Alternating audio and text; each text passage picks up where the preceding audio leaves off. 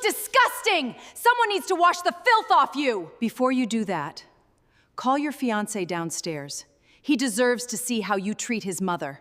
The bucket hit the floor with a hard crack, and gray water splashed over my shoes. My son's fiancée looked straight into my eyes and laughed. "You look disgusting," she said. "Someone needs to wash the filth off you." She did not know I owned the house. She did not know the old housekeeper standing in front of her was the woman she planned to call mother in 3 weeks, and she certainly did not know that the small button hidden beneath my collar was recording every word. "Hello, my name is Eleanor Whitmore. I am 61 years old, a widow, a mother, and the founder of Whitmore Senior Living, a group of retirement communities across the United States. For most of my life, I believed a person's real character appeared when they thought nobody important was watching. I never expected that belief to save my son from the worst mistake of his life. My only child, Daniel, was 32. He was kind, successful, and far too willing to see the best in people. After his father died, Daniel became the center of my world. I tried not to control him. I taught him to make his own decisions, accept his own failures, and build a life that belonged to him. Then he met Vanessa Cole. Vanessa was beautiful in the polished, effortless way that made people turn their heads. She had dark hair, perfect posture, and a smile that looked warm until you studied her eyes. She worked as an event consultant in Atlanta and seemed to know exactly what to say in every room. Daniel was in love within 4 months. By the 6th month, he had proposed. When he told me, he looked happier than I had seen him in years. "Mom, she understands me," he said. "She does not care about the company or the family name. She loves me for who I am." I wanted to believe him.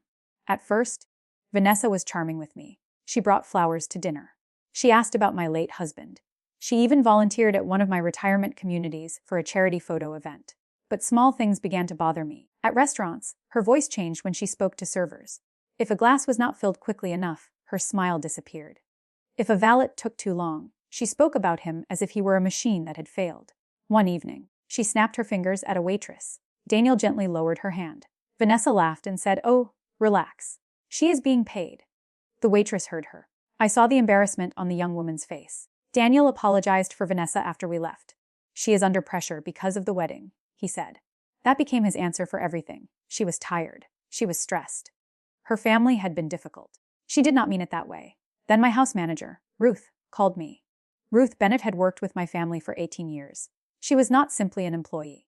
She had cared for my husband during his final illness and stayed beside me through the darkest months of my life. "Mrs. Whitmore," she said carefully, "I think you should know how Miss Cole behaves when you and Daniel are not here." Ruth told me Vanessa had begun visiting Hawthorne House, my family estate outside Atlanta, to make wedding preparations. She criticized the staff, searched through closed rooms, and spoke as if she already owned everything. The previous week, she had made a young kitchen assistant cry because the coffee was not hot enough. When Ruth defended the girl, Vanessa said, "You people should remember who will run this house after the wedding." That sentence stayed with me. Vanessa had never been promised Hawthorne House. In fact, Daniel did not own it. I did. I asked Ruth not to tell Daniel yet. I needed facts, not rumors. I also knew that if I accused Vanessa without proof, Daniel would feel forced to defend her. So I made a plan. Ruth was scheduled to attend her sister's surgery in Birmingham. The rest of the household staff had been given Saturday off because Vanessa wanted to inspect the house alone before the wedding. I went to a secondhand store and bought a faded gray uniform. I found old black shoes, a plain wig, and a pair of thick glasses. A makeup artist who worked with our charity theater program added age spots and changed the shape of my eyebrows. When I looked in the mirror, I barely recognized myself. I arranged for a small hidden camera in the entry hall and placed an audio recorder beneath my collar. My purpose was simple. I would introduce myself as Martha, a temporary housekeeper. I would spend one afternoon serving Vanessa, while Daniel was supposedly away at a business meeting. If Vanessa treated me with respect, I would apologize to myself for doubting her and welcome her into my family without reservation. If she did not, Daniel would finally see the truth. That Saturday morning, I entered my own home through the service door. Vanessa arrived 20 minutes later in a white luxury SUV. She walked in while speaking on her phone and tossed her keys onto a table without looking at me. "Take those," she said. I picked up the keys. She ended her call and studied me from head to toe. "Who are you?" "My name is Martha, ma'am. Mrs. Bennett asked me to help today." Vanessa's face tightened. "That uniform is embarrassing. Were you cleaning a bus station?" I lowered my eyes. "I am sorry, ma'am." She stepped closer. "And you smell like furniture polish." "I have been working in the library." "Do not make excuses. Go prepare my coffee." almond milk, 1 spoon of honey, and exactly 2 shots of espresso. I knew where every cup and spoon in that kitchen belonged, but I moved slowly to maintain my disguise. Vanessa followed me and watched. When I placed the cup in front of her, she took 1 sip and poured it into the sink. Too cold. It was steaming. I made another. She poured that one out too. Too sweet. The 3rd time, she smiled. Better. You can learn. Then she opened her handbag, removed a diamond bracelet, and placed it on the counter. Clean the upstairs bedrooms, she ordered. Do not touch anything valuable. Her eyes remained on mine as she added, women like you sometimes become confused around expensive things. I felt anger rise in my chest, but I forced myself to breathe. The test was working. What I did not yet know was that Vanessa was about to reveal something far worse than cruelty. I cleaned bedrooms I had decorated myself. Vanessa walked behind me, inspecting every surface. She dragged 1 finger across a table and showed me a spot of dust too small to see. Again, she said. In the master bedroom, she opened my closet and ran her hands across my clothes. Hermeses. Whitmore has no taste, she said. All this money, and she dresses like a funeral director. I continued dusting. She removed one of my late husband's watches from a glass case. Please put that back, I said before I could stop myself. Vanessa turned. Excuse me? I softened my voice. Bennett said the watches are not to be handled. And I am telling you that I can handle whatever I want. She slipped the watch onto her wrist and admired it in the mirror. Then her phone rang. She answered and walked toward the balcony, but she left the door partly open. I'm inside now, she whispered. I stopped moving. No, Daniel does not suspect anything. He thinks I care about the wedding. There was a pause. Then she laughed. Once the trust papers are signed, it will not matter what Eleanor thinks. My hand tightened around the dust cloth. Trust papers. Daniel had mentioned no trust papers. Vanessa lowered her voice, but I moved closer while pretending to clean the nightstand. I know what the agreement says, she continued. If we are married before the transfer, the stock becomes marital property unless he signs the other document. He will sign whatever I put in front of him. Another pause. Stop worrying, Brent. 3 more weeks, and we never have to pretend again. Brent. I knew that name. Brent Lawson was Vanessa's former boyfriend. She had told Daniel they had not spoken in 2 years. Vanessa ended the call and returned to the room. I bent over the nightstand, hiding my face. She studied me for a moment. Were you listening? No, ma'am. Good. She took off my husband's watch and placed it in her handbag. My entire body went cold. That belongs to Mrs. Whitmore, I said. Vanessa smiled. Then perhaps Mrs. Whitmore should pay her staff enough to mind their own business. As she walked downstairs, I waited 10 seconds, then sent a silent signal through the recorder. It marked the time so I could find that section later. I wanted to end the test immediately, remove my wig, and order Vanessa out of my home. But if I did, I would learn nothing more about the documents or Brent, so I followed her. In the study, Vanessa was standing behind my desk. The bottom drawer was open. It was usually locked. She held a blue folder containing old estate documents. How did you open that? I asked. Her head snapped toward me. I found the key. The key was kept in a small safe. Where? Her face hardened. You ask too many questions for a woman carrying a mop. She threw the folder onto the desk and walked toward me. I remained still. Go clean the sunroom, she said. And do not come back until I call you. I moved toward the door. Behind me, I heard her photographing pages with her phone. In the sunroom, I called Ruth from a hidden phone. Did you give Vanessa a key to my desk? Absolutely not, Ruth said. Did Daniel? He does not have one. That meant Vanessa had either stolen the safe code or obtained a copy from someone inside my company. Call our attorney. I told Ruth. Ask him whether Daniel has requested documents related to his trust or company shares. 10 minutes later, Ruth called back. Her voice was tense. A request came in yesterday from Daniel's email account. It asked for a transfer package and a waiver of separate property protection. Did Daniel sign it? Not yet. The papers are scheduled to be delivered to his office Monday morning. Monday was 2 days away. I felt the shape of the plot coming together. Vanessa intended to marry Daniel, persuade him to transfer a major block of Whitmore stock, and weaken the agreement that would keep it separate. But I still did not know how Brent fit into the plan. Then I heard glass breaking in the kitchen. I returned and found Vanessa staring at the floor. My favorite crystal vase lay in pieces. Clean that, she said. Were you hurt? Do I look hurt? I fetched a broom. As I bent down, Vanessa held up her phone. Smile.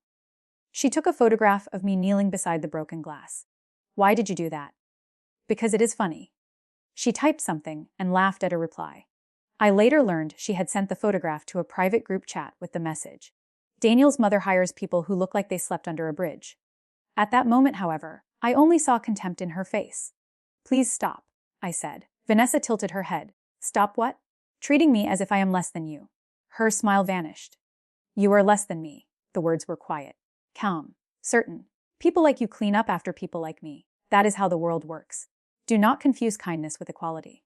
You have not shown me kindness. For 1 second, surprise crossed her face. Then she grabbed the bucket beside me and threw the dirty water across my uniform.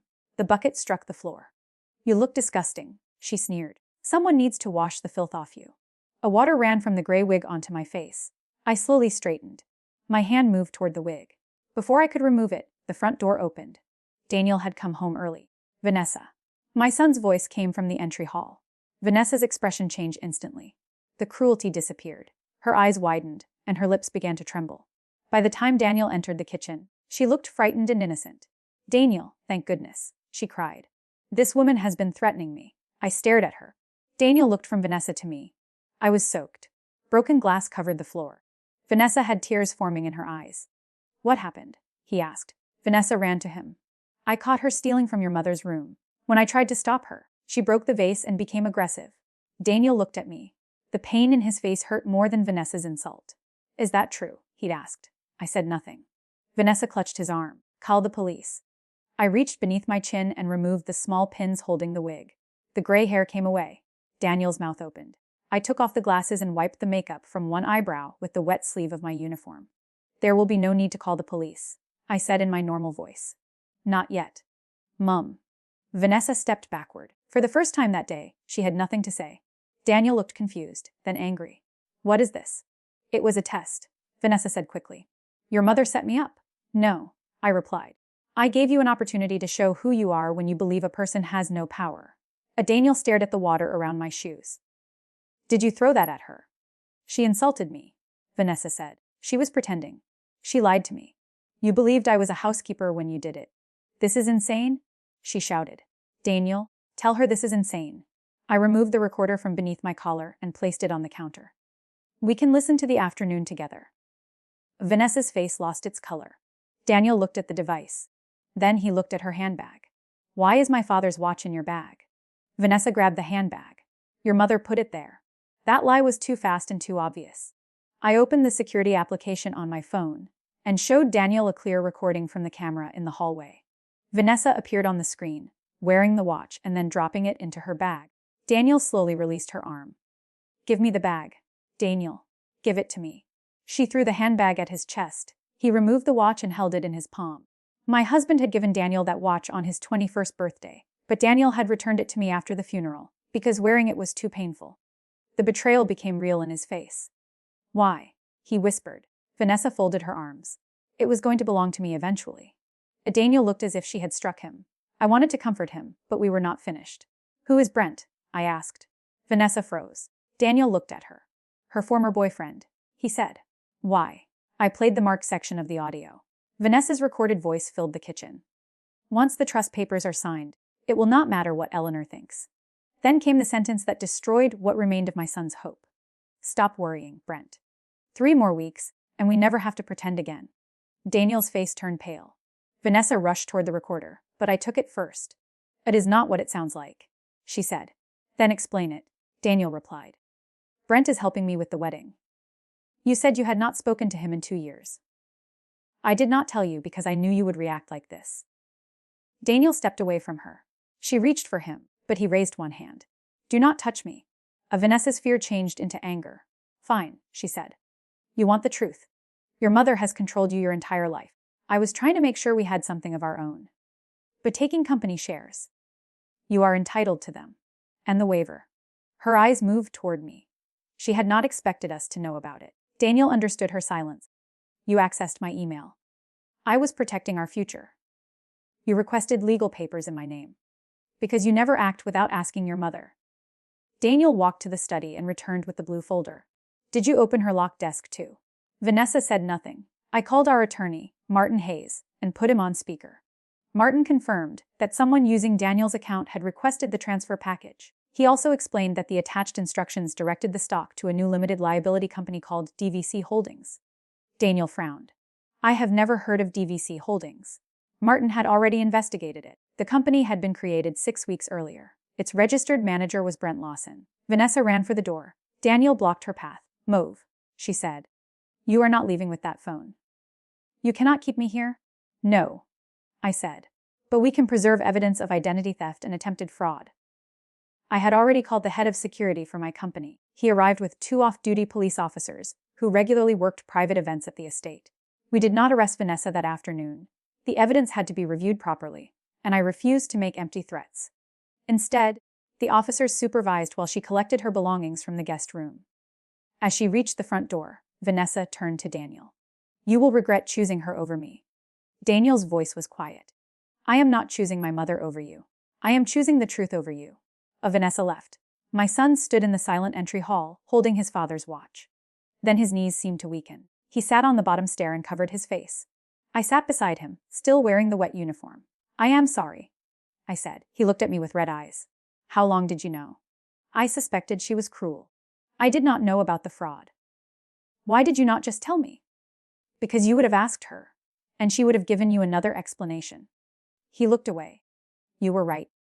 I did not want to be." That was the truth. No mother wants to win an argument by watching her child's heartbreak. But heartbreak was not the end of Vanessa's plan. It was only the beginning. At 7 o'clock that evening, Martin called again. Someone had tried to move $800,000 from Daniel's personal investment account. The request had been submitted 30 minutes after Vanessa left the house. The transfer was stopped, but the attempt gave us what we needed. Our financial crimes attorney contacted the police. Daniel turned over his phone, laptop, and account records. Investigators found that Vanessa had copied his passwords, scanned his signature, and forwarded private documents to Brent. There was more. Brent had never truly been her former boyfriend. They had been living together until 2 weeks before Vanessa met Daniel. After she began dating my son, Brent moved into an apartment paid for through one of Vanessa's business accounts. Their messages told the entire story. They had selected Daniel because of his family name. They studied our company. They planned the engagement. They even practiced the personal stories Vanessa used to make Daniel believe they shared the same values. The wedding was meant to create trust and urgency. Afterward, Vanessa planned to pressure Daniel into transferring shares to DVC Holdings for what she called tax protection. Once the shares were under Brent's control, they intended to borrow against them, drain the company, and disappear. For 3 days, Daniel barely spoke. He stayed at Hawthorne House, sleeping in his childhood room. I heard him walking at night. Once, I found him sitting in the dark kitchen with his father's watch on the table. "Any of it real?" he asked me. I sat across from him. "Your love was real," I said. "That matters, even if she did not deserve it. It makes me feel stupid. Trusting someone is not stupidity. Refusing to face the truth after you see it would be."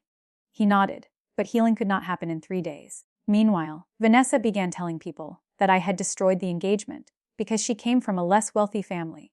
She posted a long statement online describing herself as the victim of a controlling future mother-in-law. She claimed the housekeeper disguise had been designed to humiliate her. Many people believed her. Some of Daniel's friends called him. Wedding guests sent angry messages. A local gossip page repeated Vanessa's version without asking us for comment. Daniel wanted to release the recordings immediately. Martin advised patience. "Let her commit to the lie," he said. "Then answer once with evidence." The wedding had been scheduled for Saturday at the Ashford Grand Hotel. Nearly 300 guests had planned to attend. Vanessa announced publicly that the ceremony was cancelled because Daniel lacked the courage to stand up to his mother. She expected us to hide. I decided we would not. The hotel ballroom had already been paid for. The flowers, food, and staff could not be cancelled without costing dozens of workers their wages. So Daniel and I changed the event. We contacted every invited guest and said the Saturday gathering would still take place, but it would no longer be a wedding.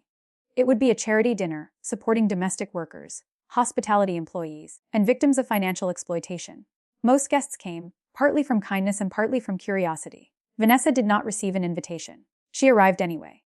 I was standing near the ballroom entrance when she walked through the hotel lobby in a red designer dress. Brent followed a few steps behind her. They believed public attention would protect them. Vanessa smiled when she saw reporters near the entrance. "Perfect," she said. "Now everyone can see what kind of family you are." Daniel stepped beside me. He looked tired, but steady. "You should leave," he told her. "Afraid I will tell the truth?" "No, I am afraid you will hear it."